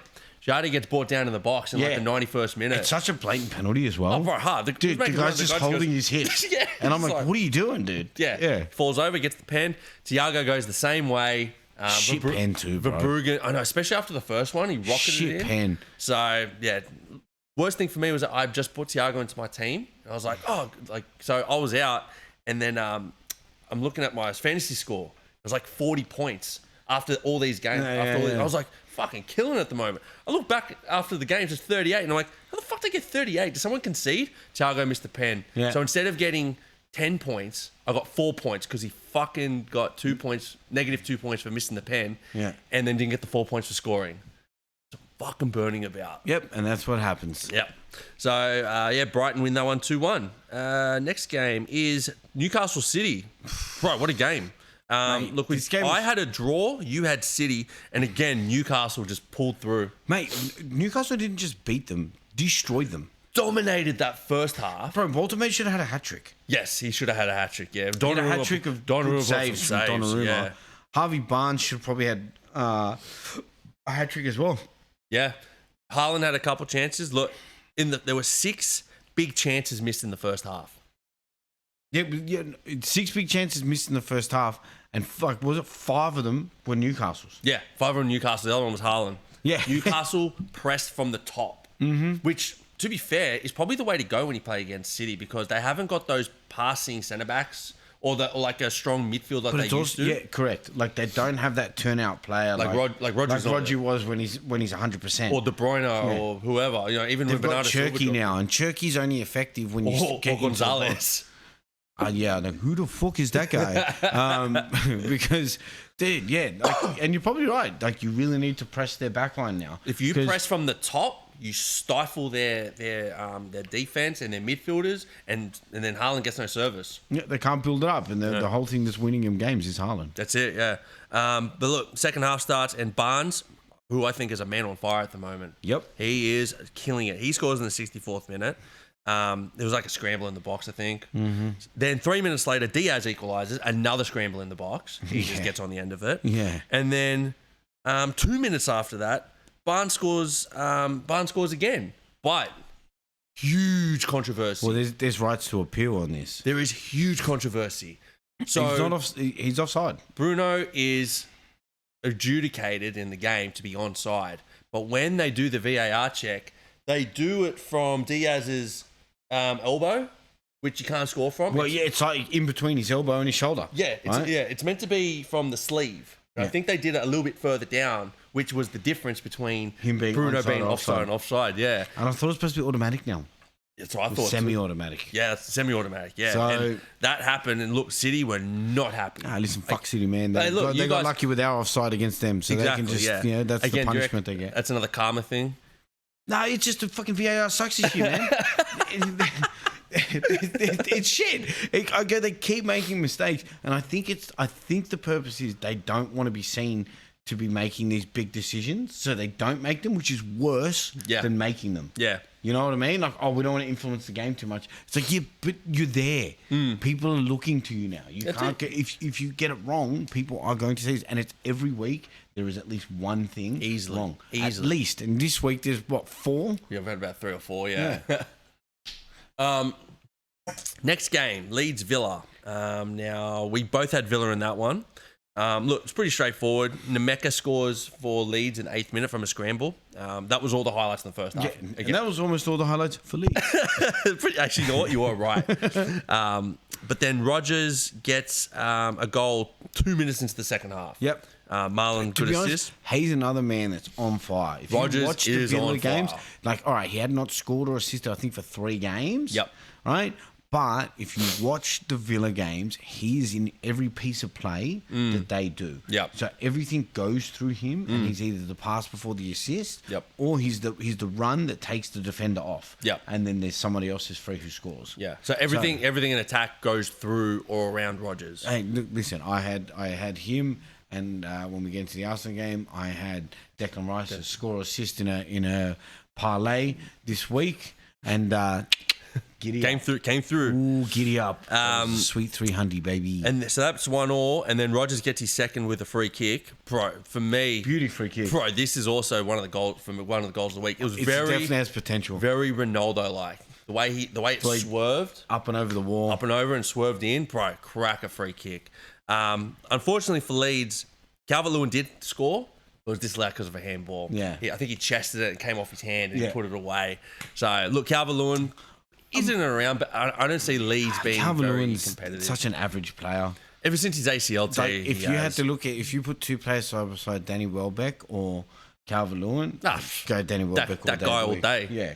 And then, and then also Martinez saved the game for Villa right at the end. Makes a cracking save right at the end. He is still quality, that guy. 100%. He's one of the best shot stoppers, definitely one of the best penalty savers in the world. Yep. All right, now we go to the big game, the North London derby. Which is funny. Like, it is a big game. It was a big score. There's not that much to talk about it realistically. Well, this is my headline for the game. Eze rejected Spurs for one reason. Yeah. I see what you did there. You like that one? I see what you did there. That could be the title. That's a good one, actually. Yeah, fuck yeah. Go me. I'm making a big ma. Yeah. But look, Next first half. jingles. Like Charlie Sheen. Yeah. But like you said, bro, there was not many highlights. It was all Arsenal in the first half. Tottenham, look, I kind of feel sorry for them because they have a lot of bad injuries to a lot of important people. But with the players that they have, they still should not be getting pumped for one. Dude, listen, everyone's making fun of words about, he's not performing, this something. Xavi Simons is considerably worse. Right. He is considerably worse. I think he does have an assist, but his play is just... Bro, look, at least he's actually disappeared. At least Wirtz runs. Yeah. Right? Like, you can always go to him and say, well, Wirtz is trying really hard. Xavi Simons, you don't see him. Like, you watch the games, you're like, is he playing? Remember when we were going to buy him? Yes. So glad we did it. I remember when we bought Wirtz and everyone goes, what idiots. You should have bought Xavi Simons. He's essentially the exact same player. No, he's not. Their goals and assists would show that, though. I'll stab you. But look, Trossard gets the first goal in the 36th minute. Huge deflection. He's been one of probably their best attacking player. Trossard is Mr. Consistent. Mr. Consistent. He might go like 2-3 games without doing a goal and assist, but the guy's always there. The guy's always running. He's always dangerous. And they only bought him for like 25 mil or something from Brighton or 30 mil. Something. It's one of their better pieces of business. 100% been one of the better pieces of business. Eze gets his Well, I mean, this was Eze's day after that. He just had a field day. He gets his first goal in the 41st minute. Edge of the box, no one could touch him. Bro, all of his goals were either on the just outside the box or just inside the box. So he knows his spot.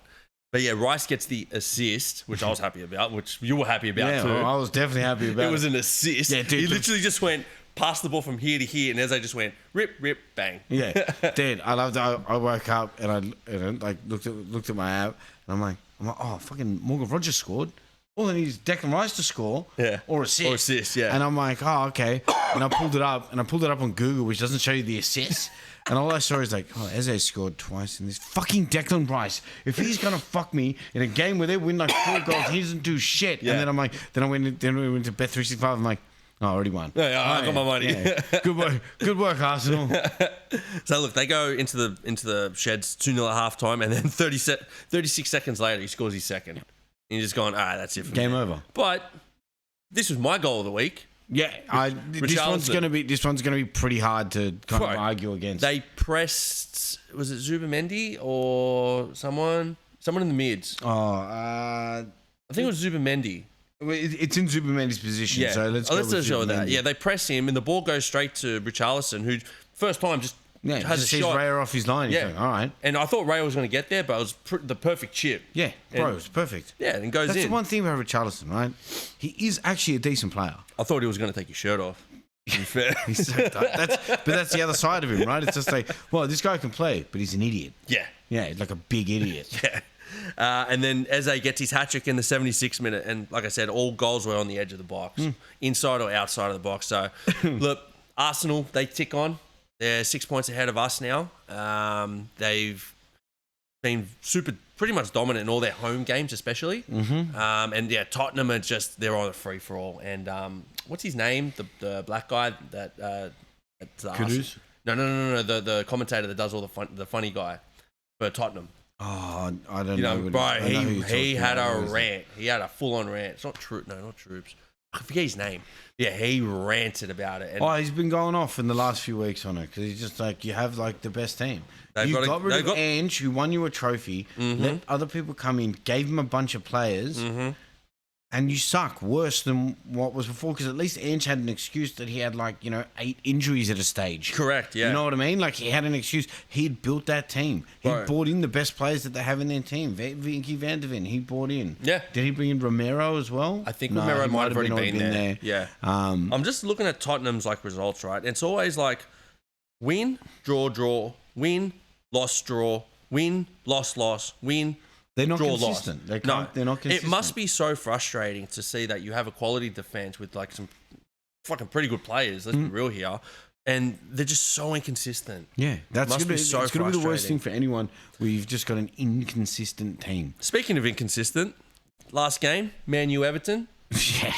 Bro, I thought... Mr. Inconsistent. I thought I pulled off I had a bet going. I had Drewsbury Hall to score an assist, right? So... let's start off with a red card. Why not? Why don't we just start off with that? Well, I want to see where we each stand on the red card. Okay, let's do that. So we'll just give context.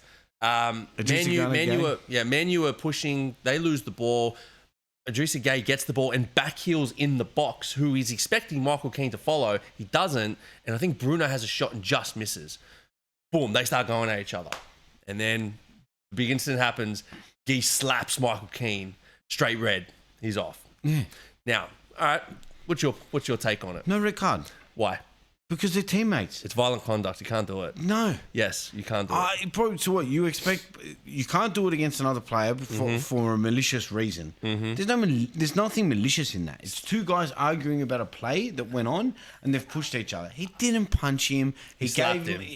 It's a push. It's a slap. It's a push. It's a slap. It's a push. It's not like a slap would leave a mark. There was no mark left there. These 2 guys had an argument on the pitch. Let them argue. I mean, David Moyes came out. I get arguing, but you can't strike one of your teammates. It's stupid either way. It is stupid. But I think a red card for it is excessive when it's your own player. Yeah. Right? Like, let him argue. Let him have a little push and a tussle. Like, if someone punches him, like, all right, I get that. Like the Newcastle guys. Yeah, correct. If they full on start fighting each other, you'd be like, all right, well, you both got to go. I think the way they think about it, right, is it doesn't matter if it's an opponent or if it's your own player, it's still violent conduct. And that's where I kind of agree with the red card. You can't be slapping people. This isn't Nathan Brown and Trent Barrett in the NRL. Was the one when is it Kanate? We scored a goal. Kanate's running against the corner, smacking him in the back of the head like that. That's friendly though. This was not friendly. Okay, well, they're fucking friends at the end of the day. You don't know that. Are you part of the Everton crew? Are you? Yeah. Michael Keane and Gee. They're Hang on, good. let me just text them. But look, red card in the 13th minute, and I'm sure. I've seen what's the Man U guy's name? Goldbridge. Yeah. Bro, he literally said, I wish this red card didn't happen because now it would be an easy 3 points and I wanted a game. Yeah. End of the game. Yeah, different story. But look, Drewsbury Hall gets his goal in the 29th minute. And look, nice goal. Drewsbury Hall, I thought, had talent when he was at Chelsea. Obviously, was never going to make it into our team, though. I think great piece of business, and that is the quality that he has. No, 100%. Yeah. But again, I think he's a player of consistency. I don't Correct, think yeah. he's always as consistent. He has these games and these moments when he needs to pull it out, and that's why you start him. Yep. But he's not like a consistent player where every week you know what you're going to get. You're not going to get a goal or an assist every game. No, you know what I mean? impossible. But he can pull off shit like that. And then after that goal, that was it. Literally, that was it.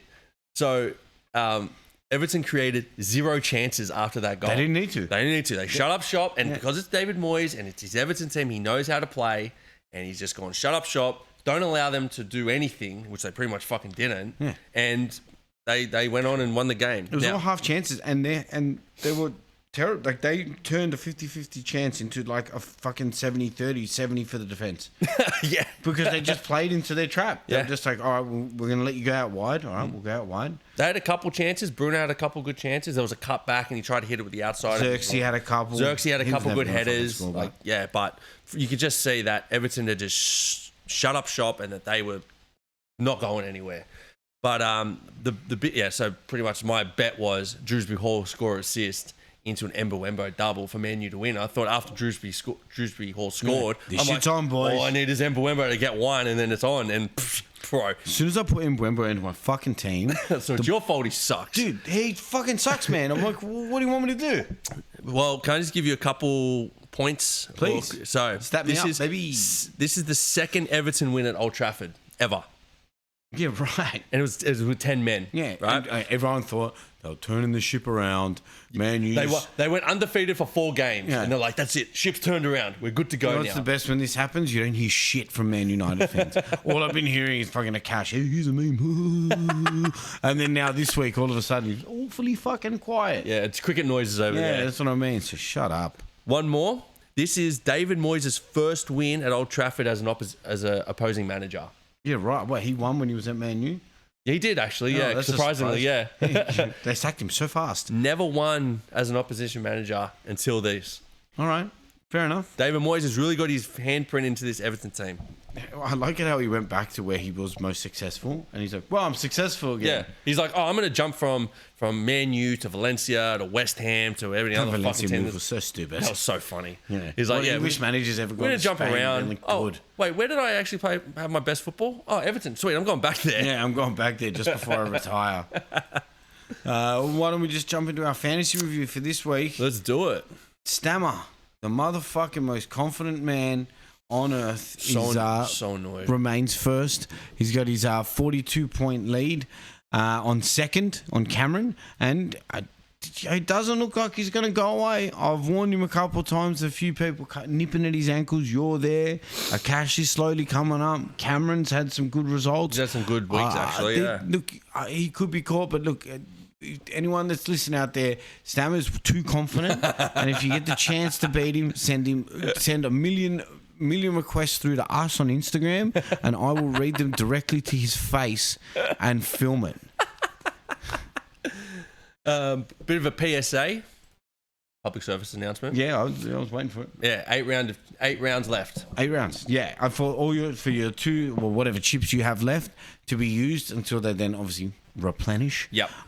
So Yeah, use them up wisely. I don't think there's much to do this week, to be fair. Yep. The games this week are pretty hard. We've obviously got you and Stammer had equal top points, 61. I should have had it, but Semenyo didn't play. And then whoever the Sunderland defender was didn't play. So then fucking Milinkovic comes in who got 8 points with the clean sheet against you guys. And I was looking at the table and I was like, oh, I might actually creep up a little bit on Stammer. Nah, fucking he's got his bench all worked out too. Hey, look, the Stammer luck is hard to beat. Now, this is something I've been asking Sydney University to study for some years. And they just don't do it because the bloke's the luckiest man in the world. He's the guy who drives into a Westfield car park and goes, damn, there's no spots. Oh, that guy's pulling out. Right in front then too. he just goes in there and then gets out. He's like, that was easy. You guys have problems parking here? I don't think I've ever had this problem. It's quite annoying, actually. You know, he drives in and then the valet guy comes out and goes, hey, man, look, I'll just park it for free. And he goes, oh, thanks, man. Oh, fucking hell. But if we're starting to look ahead now, yes, we're coming into obviously back-to-back fixtures now. Yes. Right? Going into December, a lot of fixtures going. And I've probably jotted down a few different teams that you should and should not have players from. Mm-hmm. So I think Forest is a good one to pick players that are good for your bench, especially. Yeah. The likes of Murillo, Milinkovic. I think Gibbs White will now get... White, if you want an attacking option. They're going back into their... Hudson-Odoi, yeah. They're going back to their form from last year. Yep. Solid at the back, counter-attack, which is great for Gibbs White. We haven't said it for this episode, but Mr. DJ, he's got them playing to their strengths. Yeah. Right? It's no bullshit. This is my style of football. Yeah. He goes, if you play like this, we will win some games. Yeah, and we'll stay up in the Premier League. Yep. And you guys will keep getting paid. And that's exactly right. I'll just give you a quick run through their run. So it's Brighton, Wolves away, Everton away. Everton away, tough one. Tottenham at home, who aren't playing great at the moment. Fulham away, 50-50 game, but again, Fulham play to their level. Mm-hmm. So then you got City at home, obviously tough. Then they got Everton, Villa, West Ham. That's not a bad run. That's not a bad run. Especially when... So you got 4 or 5 winnable as long as you can flick them from between your bench to your starting 11, yep, you'll be fine. Yep. And I put it out there. I've put Murillo into my team already. Yep. Whether or not that backfires, we'll fucking find out, won't we? They got Brighton this week at home, so that should be a good game. The PSA announcement for this one is get all the fucking Spurs players out of your team. I was wrong. I will admit it. I was so fucking wrong. I watched them beat City and went, man, these guys are playing great. And then I looked at their run and went, dude, Tottenham's in for this. Yeah. I put in 3 Tottenham players in my team. That was a fucking terrible decision. It was terrible. Yeah. You went all in on Tottenham. Oh, dude, because it made sense. On paper, I went, well, Tottenham's going to have a run here. I went, no new players. I went, players that are existing, the players that have done shit in the Premier League before. Yep. And unfortunately, I was fucking wrong. You were wrong, James. Bad, James. Naughty. But look, like you're talking about their run, so they had an easy run, which they fucked up on. This is their run now. Fulham at home, which I think they're still. They should win that game. I think you got 1 week with them because listen to this: Newcastle away, no. Brentford at home. Brentford's tough. Yeah, right? Thiago's scoring. Forest away, not with DJ there. Liverpool at home. You guys, if you guys can pick up, Palace away, Brentford away. That is shit. Yeah, that's a terrible run for them. I see them losing quite a lot of those games. Yes, and like we were talking about with the Arsenal game with the injuries, no one's really coming back anytime soon. And now this is the tough period. I see it only getting worse for them. Yep. Another one where I think you could coming into an easier run's Man U. I think their form doesn't justify bringing players in, and it's really going to be tough who you bring in. I think obviously Fernandes is always a choice, but again, his form isn't great. And he's worth about 9 mil, I think, which is pretty expensive. So it's a tough one. Mbeumo is definitely one that's worth bringing in. He's probably the only one that's been scoring consistently. He is the only one scoring consistently. For them, look, their backline, I mean, do you want to take a punt, put their goalkeeper in? If you want to see them get clean sheets, maybe, yeah, because I don't see any of their left or right backs assisting. No, who they got? Dorgu or Evan? Or Ahmad, who isn't even a defender. He's a fucking midfielder. Yeah, and again... Mazraoui. He's Mazraoui, back. okay. But look, Ahmad would be one that you'd want to put in. But again, he's so inconsistent this year. Well, I don't think it's Ahmad being inconsistent. It's that Amorim puts him in different positions every week. One week he'll play right back, like a right wing back. The next week he'll play as an attacking midfielder. The next week he'll play in the centre mids. And you're just going, bro, where's this kid play? This kid should be an attacker. If they had Ahmad, Mbeumo and Cunha as your top three, bro, that'd cook. But the problem is that he likes to play with wing backs that bomb, and Mazraoui doesn't bomb, whereas Dorgu does. That's why Dorgu's playing all the time. Mazraoui doesn't bomb, so that's why he puts Ahmad there, so because he can run. Yeah, because he likes to go forward. Yeah, but for fantasy ain't no gonna good. get you points. It's no good. So yeah, I agree. Look, the only two for me, Fernandez and Mbeumo. And then I think the only other two teams that are worth looking at players for is Man City, and obviously the main one there is Haaland. And I think maybe Phil Foden in attack. Cherky now that he's back. Cherky, if he look, I'm off Rendiers now. I went off him. I went off him a while ago. That's why I took him out. Yeah, I've listed some of the players that I would potentially bring in versus potentially taking out. Rendiers has finally made the list again. That was another player I was touting about. I thought I'd made like the greatest pick ever in the first few seasons. It was $5 million, and you're like, this is great. Like this is perfect. He's a cam. You're getting midfielder points. This will definitely work out. It didn't.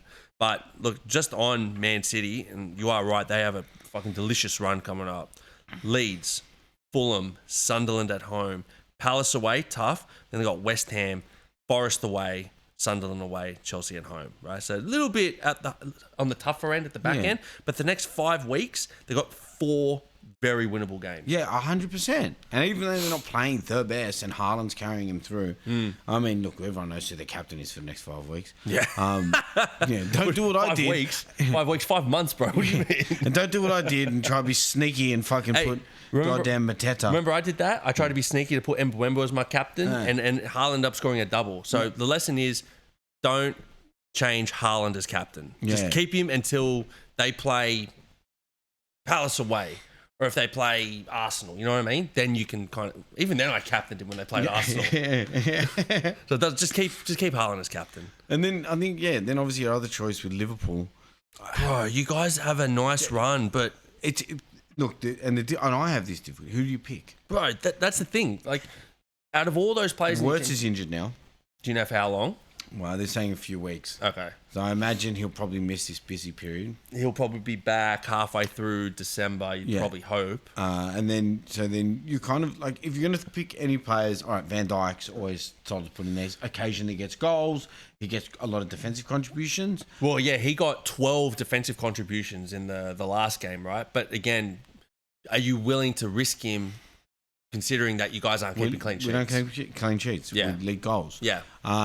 The other one you can put is Dominic Szoboszlai. He takes free kicks. I think he is the best option. You're right. He from a dead ball. Now that Ritz is out, even when Ritz is there, he was on the dead ball, right? The problem, yes, correct. Yeah. But the problem you have with Dominic is, what if they push him to right back? Oh, bro. Yeah, you're right. You know what I mean? So they push him at right back. Again, he did score from right back against Arsenal. And he does move, like he bombs up. He does go inside, but again, it restricts the ability of him scoring, right? We're spending more time the other on the option back end. Is Gravenberg. You can put Gravenberg. He's been probably our best points getter all season. I wonder who would be the best points getter for you guys. Then have a look. Besides Salah, I think Salah would be number one, right? I don't know. Total points. I'll tell you who is. Total points. Number one is Salah. Okay. 56. Then it is Gravenberg. Yeah. Yeah. So Salah's too expensive. Then it's Gakpo and Szoboszlai. Bro, Salah is like 14. It's like 14.5 mil. Yeah, it's too expensive. That is way too expensive for a guy that, one, is going to be leaving in a month, and two, is not getting the same chances he was last year. No one's got that many. If you have that much money sitting in your account to be able to bring him into your team, then I have a lot of questions about what you've been doing. And if you're beating me, I have a lot of questions about what I've been doing. But I will give, like, your run, like I said, does look really good. So you got West Ham away, Sunderland at home, who aren't playing.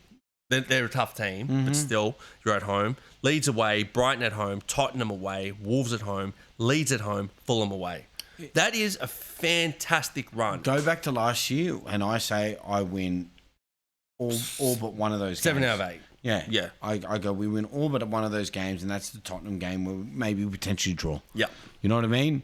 But if we break it down into a few players, I think players to bring in to your team, right? Depending on the position you need, I think Thiago for Brentford is a solid option. Well, I traded out Bowen for him last week, and it did work. He did miss a penalty, but the guy is in form. Yeah. Then you've got Timber for Arsenal. No, Gabriel. I always thought Timber was a better point getter because he bombs up. He got an occasional goal and he gets an assist. He got an assist in the Tottenham game. Yeah.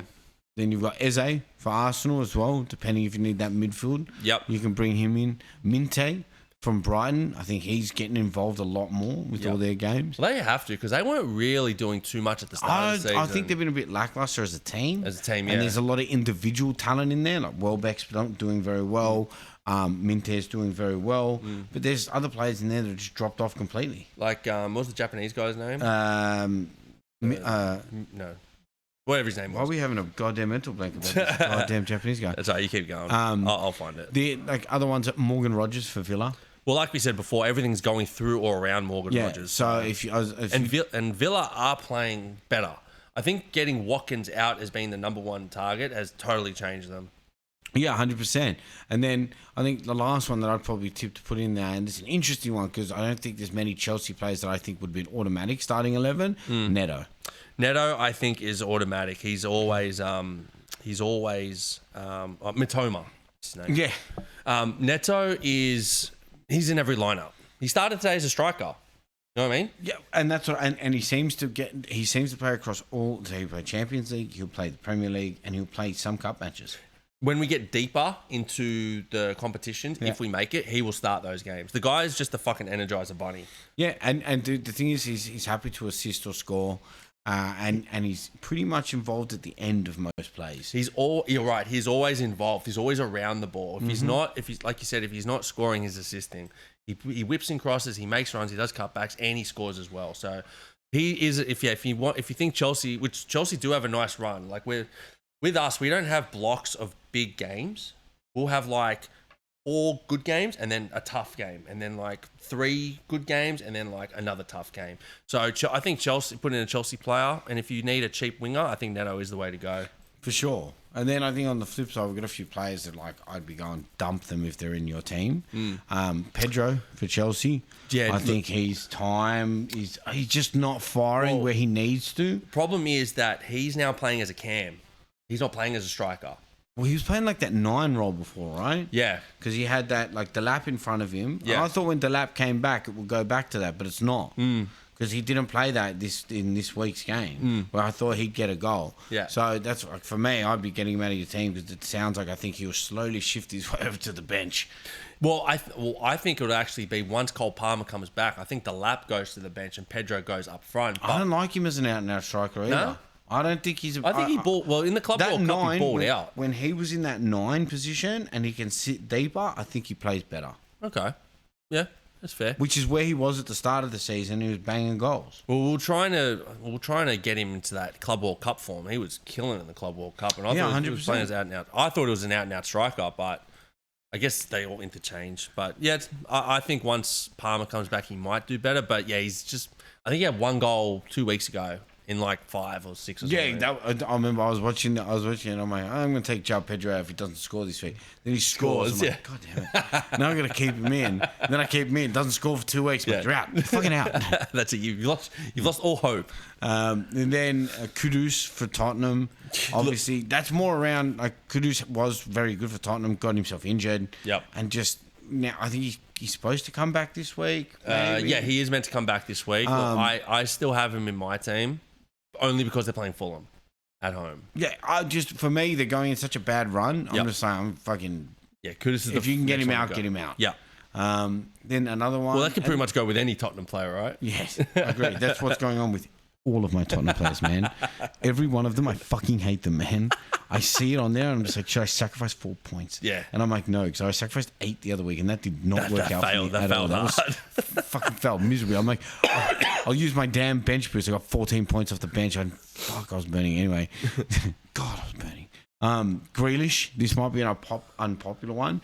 I think Grealish has had his time. I I would if you can't afford to get anyone in, I would keep him in. I do kind of feel sorry for him because like this week they played with 10 men for 75 minutes. Yeah, he's not going to do shit. He couldn't do shit, right?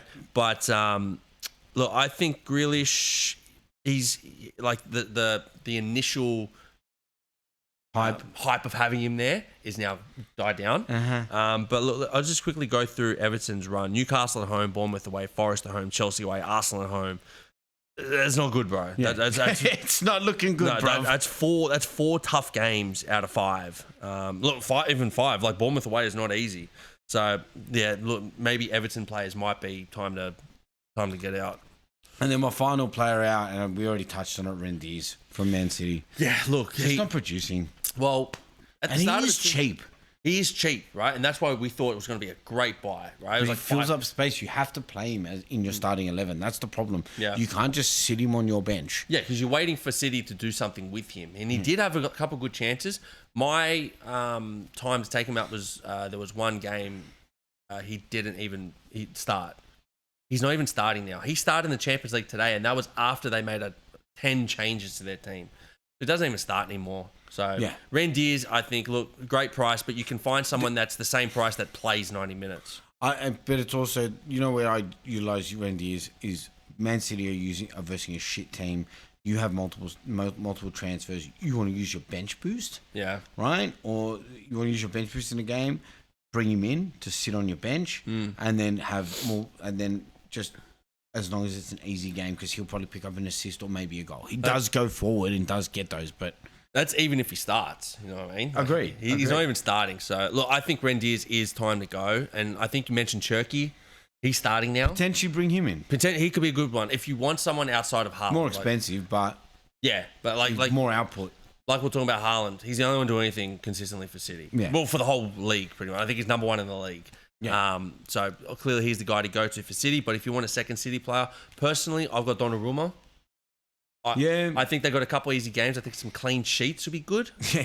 Right? Please? So look, I've gone with Donnarumma. You can also get Diaz. He scored on the weekend. So there's a few options if you want that second City player. But Rendiz just isn't that guy now. Yeah, 100%.